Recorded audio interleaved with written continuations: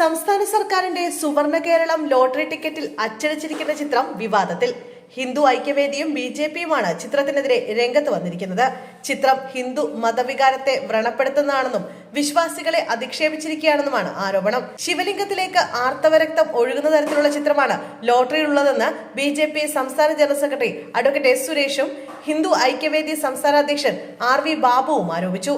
Lottery department ഇറക്കിയ SK34 സീരീസിൽ 2026 ജനുവരി 2 നറുക്കെടുക്കുന്ന lottery ടിക്കറ്റിലാണ് ചിത്രം ആലേഖനം ചെയ്തിരിക്കുന്നത്. ഇത്തരത്തിലൊരു ചിത്രം വന്നതിനെതിരെ കോടതിയെ സമീപിക്കാനാണ് ഹിന്ദു ഐക്യവേദിയുടെ തീരുമാനമെന്നാണ് അറിയുന്നത്. എന്നാൽ ലളിതകലാ അക്കാദമിയുടെ ശേഖരത്തിലുള്ള ചിത്രമാണിതെന്ന് ലോട്ടറി വകുപ്പ് അനൌദ്യോഗികമായി നൽകുന്ന വിശദീകരണം. വിഷയം ശ്രദ്ധയിൽപ്പെട്ടിട്ടുണ്ടെന്നും പരിശോധിച്ചു വരികയാണെന്നും സംസ്ഥാന ഭാഗ്യക്കുറി വകുപ്പ് ഡയറക്ടർ ഡോക്ടർ മിഥുൻ പ്രേംരാജ് പറഞ്ഞു. പ്രശ്നമുണ്ടെന്ന് ബോധ്യപ്പെട്ടാൽ പിൻവലിക്കുമോ എന്ന ചോദ്യത്തിന് വിശകലനം ചെയ്തതിനു ശേഷം മറുപടി പറയാമെന്ന് അദ്ദേഹം പറഞ്ഞു. പിണറായി സർക്കാർ നയിക്കുന്ന പാർട്ടിയും നിരന്തരമായി ഹിന്ദു വിശ്വാസികളെ അവഹേളിക്കുന്നത് പതിവാക്കി മാറ്റിയിരിക്കുകയാണെന്ന് ഹിന്ദു ഐക്യവേദി സംസ്ഥാന പ്രസിഡന്റ് RV ബാബു ഫേസ്ബുക്കിൽ കുറിച്ചു. ഇത്തരം നടപടികളിൽ കൈയടിക്കുന്ന മാനസിക രോഗികളുടെ പിന്തുണയാവാം സർക്കാരിന്റെ പ്രചോദനം.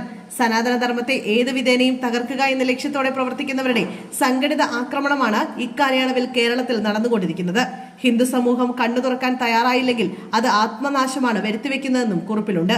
ഹിന്ദുവിനെയും ഹിന്ദുമത വിശ്വാസങ്ങളെയും അധിക്ഷേപിക്കുന്നത് അവസാനിപ്പിക്കാറായില്ലേ എന്ന് BJP സംസ്ഥാന general secretary advocate S. Suresh പ്രതികരിച്ചു. ലൈംഗിക വൈകൃതങ്ങൾ സംസ്കാരമായി പ്രകടിപ്പിക്കുന്ന കമ്മ്യൂണിസ്റ്റ് തലച്ചോറുകൾ തച്ചുടക്കേണ്ട കാലം കഴിഞ്ഞു. അയ്യപ്പന്റെ മുതൽ കട്ടുതിന്നുന്ന പിണറായിയും കൂട്ടരും ഇപ്പോൾ സുവർണ കേരളം എന്ന പേരിൽ ഇറക്കിയ ലോട്ടറിയിൽ ശിവലിംഗത്തിൽ ആർത്തവരക്തം വീഴുന്ന ലൈംഗിക ആഭാസം ചിത്രീകരിച്ച് വിശ്വാസികളെ അധിക്ഷേപിച്ചിരിക്കുന്നുവെന്നും സുരേഷ് പറഞ്ഞു.